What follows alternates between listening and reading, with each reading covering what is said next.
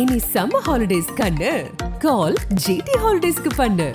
GT holidays, south India's #1 travel brand. இந்த 2 ஆண்டுகளாக இந்த காதல் பிரச்சனையும் முடிவுக்கு வந்துருச்சு. இந்த பொண்ணு ஃப்ரீயா இருக்கு. இப்ப குகநாதன்ற வந்துட்டு அவன் லவ் பண்ண ஆரம்பிக்கிறான். இந்த சேது மணிகண்டனுக்கும் குகநாதனுக்கும் ஆல்ரெடியே வந்து ஒரு அறிமுகம் இருந்திருக்கிறது. 2 பேருடைய செல்போன் இன்னும் 2 பேருக்கு ஆல்ரெடி இருந்திருக்கு. இவன் என்ன பண்ணான்னு கேட்டு இந்த குகநாதன் என்ன பண்ணுறான், அந்த பர்த்டேக்கு வந்து இந்த பொண்ணுடைய ஃபோட்டோ போட்டு ஸ்டேட்டஸ் பாட்டு இது எல்லாத்தையும் போட்டு இவன் ஒரு 10-15 ஸ்டேட்டஸ் வச்சிருக்கான். 2 வருஷத்துக்கு முன்னாடி லவ் பண்ணால் விட்டோம். அந்த பொண்ணு ஃப்ரீயாக இருக்குது, அது யார் வேணால் லவ் பண்ணிட்டு போகலாமா, அது அதோட இஷ்டம் இல்லை. நான் ஸ்டேட்டஸ் போகிற இவன் கேட்குறான், நீயே கேளு அப்படின்னு சொல்லிட்டு இந்த பொண்ணை விட்டு பேச விட்டுருந்தா பிரச்சனை முடிஞ்சிருக்கும். ஏற்கனவே வந்து குகநாதன் என்ன பண்ணியிருக்கா அப்படின்னா, இது ஏதாவது ஒரு 7:30 ஆகும் அப்படின்றதுக்காக ஒரு கத்தி ஒன்று இடுப்பில் எடுத்துகிட்டு வந்திருக்கா. கூப்பிட்டது சேது மணிகண்டன் தான். குகநாதன் ஃபோன் பண்ணி கூப்பிடல, கூட்டது சேது மணிகண்டன்.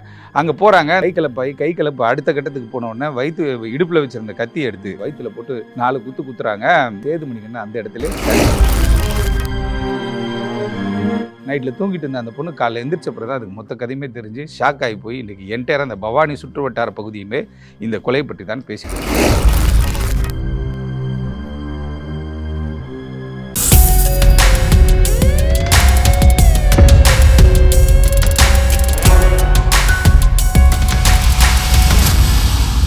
நக்கிர நேயர்களுக்கு வணக்கம். நான் விஜய் ஹரிஹரசுதன். குற்றம் நடந்த கதையில் வழக்கறிஞர் சார்லஸ் அவர்கள் இந்தியா மட்டும் இல்லாமல் தமிழகத்தில் நடந்த பல குற்ற வழக்குகள் பற்றி பேசிகிட்டு இருக்காங்க. இன்றைக்கும் அதே மாதிரி ஒரு குற்ற வழக்கு பற்றி தான் பேச போகிறோம். வணக்கம். வணக்கம் சார். இன்றைக்கி என்ன வழக்கு பற்றி பார்க்க போகிறோம்?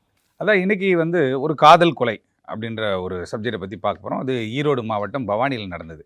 அதுக்கு முன்னதாக ஒரு தனியார் பத்திரிகையில் வந்து 2022 வந்துட்டு ஒரு வெப்பேஜில் வந்து ஒரு ஸ்டாட்டிஸ்டிக்ஸ் போட்டாங்க. அந்த ஸ்டாட்டிஸ்டிக்ஸில் என்ன சொல்கிறாங்கன்னா, 2020-21 இந்த காலகட்டத்திலே பார்த்தா இந்தியா முழுவதுமாக 29,193 கொலைகள் நடக்குது. அதில் குறிப்பாக பார்த்தீங்கன்னா காதல் கொலைகள் அப்படின்றது வந்து 3,031 காதல் கொலைகள் நடந்திருக்கு. அதாவது தேசிய குற்ற ஆவண காப்பகத்தினுடைய ரிப்போர்ட் அது. அதுலேருந்து எடுப்பாங்க ஒரு சொல்லிட்டு அதில் நிறைய விஷயங்கள் தெரியாமல் போவோம். அதாவது கவர்மெண்ட் ரெக்கார்டே எடுத்துக்கிட்டோன்னு வச்சுக்கோங்களேன். கவர்மெண்ட் ரெக்கார்ட்லேயே பார்த்தீங்கன்னா வந்து ஒரு 10% கம்மியாக தான் வந்து ரெக்கார்டு இருக்கும். அவங்கக்கிட்ட இருக்க அந்த தரவுகளே வந்து ஒரு 10% கம்மியாக தான் இருக்கும். பட் அதிகமாக தான் இருந்திருக்கும். 29,193 பெரிய நம்பர் கொலைகள் நடந்தது.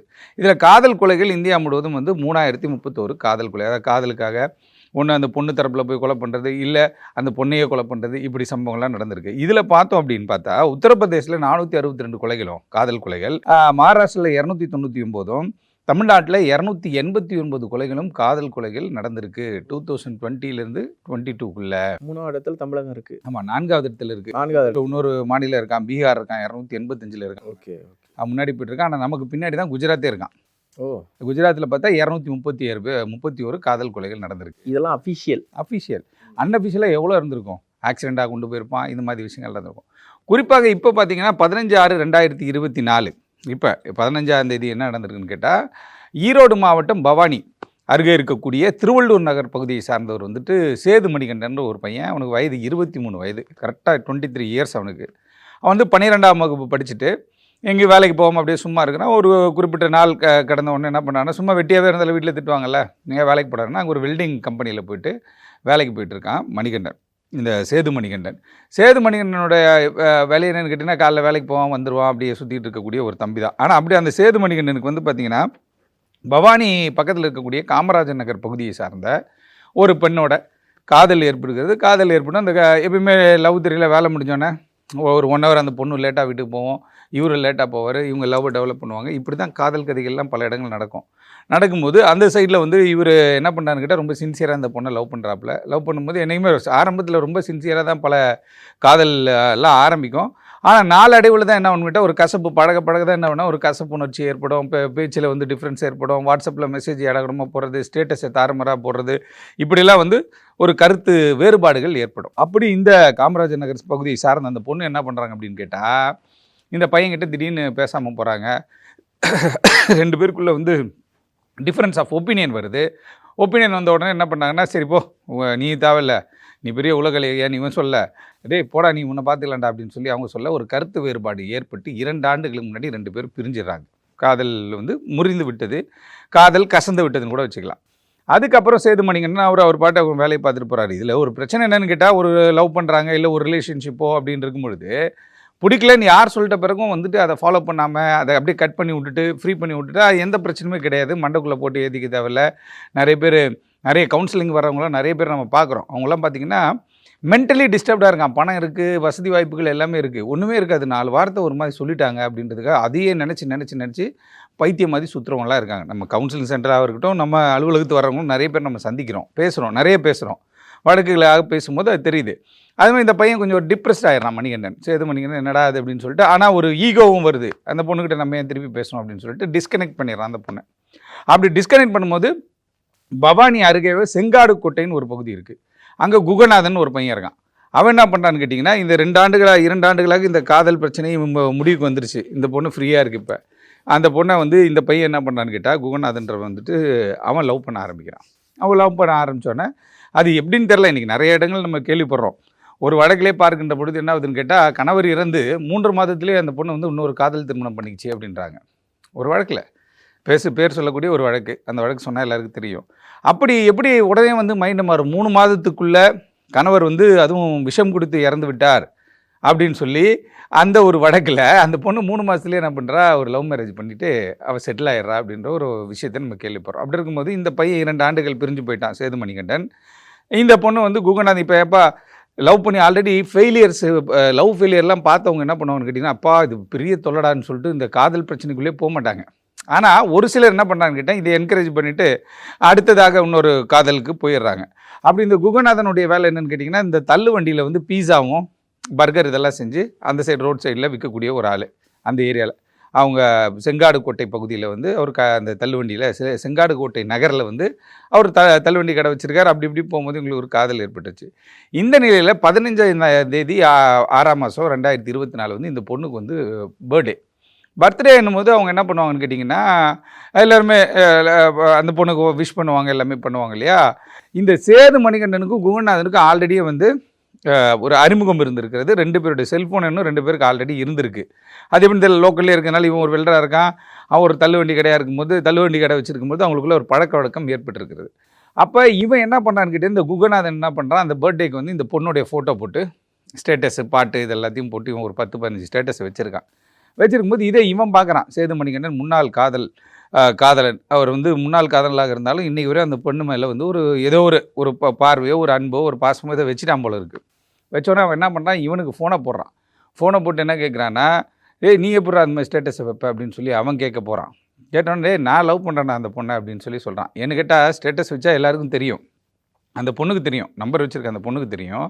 குகநாதனோட அக்கா தங்கச்சி அம்மா மாமா ஃபேமிலியில் எல்லாருமே பார்ப்பாங்கல்ல, பொண்ணு பார்ப்பாங்க. அப்போ இவனுக்கு வீட்டுக்கு எல்லாருக்கும் தெரிஞ்சு தான் அவன் அதை பண்ண ஆரம்பிச்சிட்டான், லவ் பண்ண ஆரம்பிச்சிட்டான்.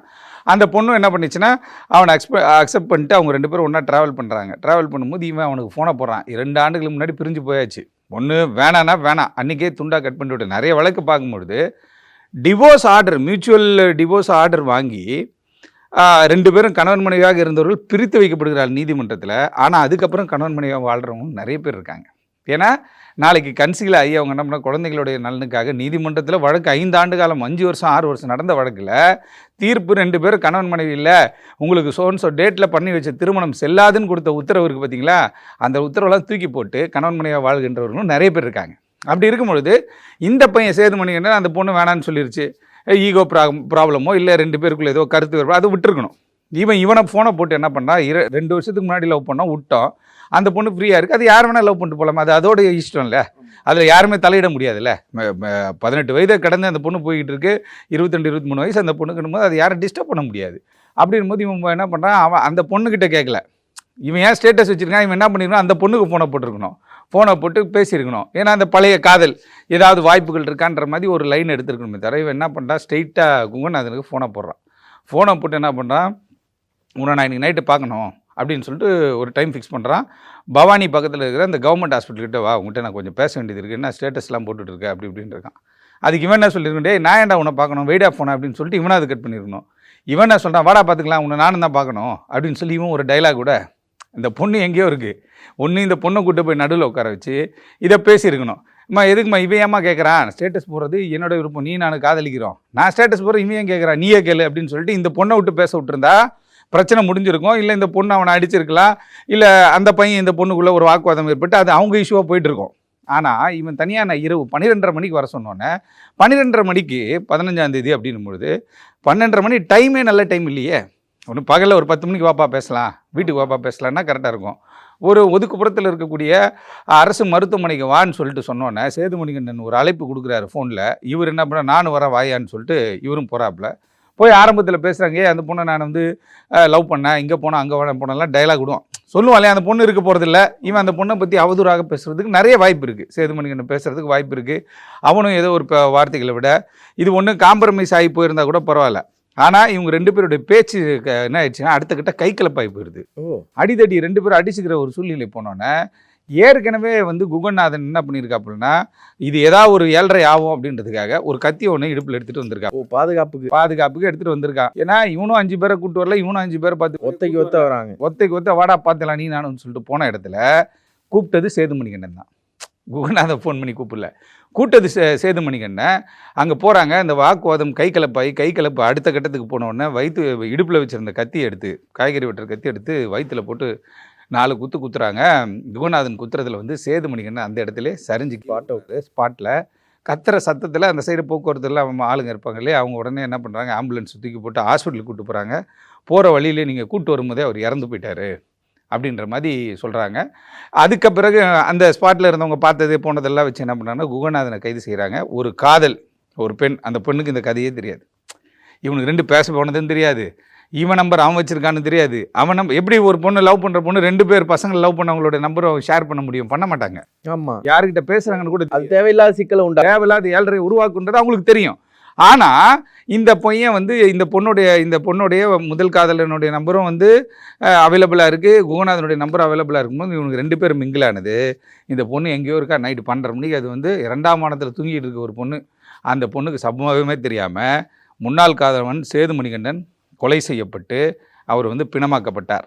அடுத்ததாக உண்மையாக உயிருக்கு உயிராக உன்னை காதலிக்கிறேன்னு சொன்ன குகநாதன் அன்றைய இரவே அன்னைக்கு எர்லி மார்னிங்குள்ளேயே குகநாதனை கைது செய்து காவல்துறை என்ன பண்ணாங்கன்னா உடனே நீதிமன்றத்தில் ஆஜர்படுத்தி சிறையில் எடுத்து விட்டார்கள். அதாவது ஒரு காதலுக்காக பேசி முடிக்க வேண்டிய பிரச்சனைகள். இப்போ நான் சொன்ன ஒரு ஸ்டாட்டிஸ்டிக்ஸ் சொன்னேன், இது மாதிரி வந்து 265க்கும் மேற்பட்ட காதல் கொலைகள் 2022 2021 22 தமிழகத்தின் தேசிய குற்ற ஆவணத்திலேருந்து சொல்கிறாங்க அப்படின்னு ஒரு பதிவு இருக்குது. அது இல்லாமல் பார்த்தீங்கன்னா 30,000க்கும் மேற்பட்ட கொலைகள் வந்துட்டு இந்தியா ஃபுல்லாகவே நடக்குது பரவலாக அப்படின்னும் பொழுது இதெல்லாம் இதெல்லாம் ஒரு கொலை சம்பவம் நடக்கக்கூடிய ஒரு சப்ஜெக்டாக ஒன்றுமே கிடையாது. எப்பா பெரிய தலைவலிடா ஏடா கூடமாக பேசுவாங்கடா, நீயே லவ் பண்ணா அப்படின்னு சொல்லிட்டு விட்டு போகிறத விட்டுட்டு தேவையில்லாமல் ஒரு டைலாக் விட்டு என்ன ஆகிப்போச்சுன்னா இவனாக ஃபோனை போட்டு இவனா நான் வரேன் வா நீயே நான் பார்த்துலான்னு சொல்லி போன இடத்துல ஒரு 23 வயது இளைஞன், அவனும் ஒரு 24 வயசு பையன்தான். 2 பேரும் வந்து ஃபஸ்ட்டு வார்த்தை போர் நடக்குது. அதுக்கப்புறம் 2 பேரும் கை கிளப்ப வராங்க. அடுத்த கட்டம் கத்தி எடுத்து குத்தி இன்றைக்கு உயிர் போயிடுச்சு. குகநாதன் காதலுக்கு மரியாதை என்று சொன்ன குகநாதனும் சிறைக்கு போயிட்டார். என் காதலி தான் வந்து ஃபஸ்ட்டு லவ், அது பெஸ்ட் லவ் அப்படின்னு சொன்ன சேதுமணிகண்டனும் இன்றைக்கி வந்து இறந்துட்டார் அப்படின்ற ஒரு சூழல் வரும்பொழுது நைட்டில் தூங்கிட்டு இருந்த அந்த பொண்ணு காலையில் எந்திரிச்சப்பறம் தான் அதுக்கு மொத்த கதையுமே தெரிஞ்சு ஷாக் ஆகி போய் இன்றைக்கி என்டையர் அந்த பவானி சுற்று வட்டார பகுதியுமே இந்த கொலை பற்றி தான் பேசி கொண்டிருக்கிறார். காதல், மோதல், கொலை, கடைசியில் சிறை அப்படிங்கிற மாதிரி ஆயிடுச்சு இந்த சம்பவம். சொல்லப்போனால் நீங்கள் சொன்ன அந்த 265 கொலைகளும் வந்து எப்படி வேணாலும் இருக்கலாம். சாதி சார்ந்த கொலைகளாக இருக்கலாம், ஒரு குடும்பத்தார் மற்றொரு குடும்பத்தார் சேர்ந்த, ஆனால் காதல் பேஸ்டு அதான். ஆனால் இது டோட்டலாக ரொம்ப வித்தியாசமான ஒரு ஜோனில் இருக்குது.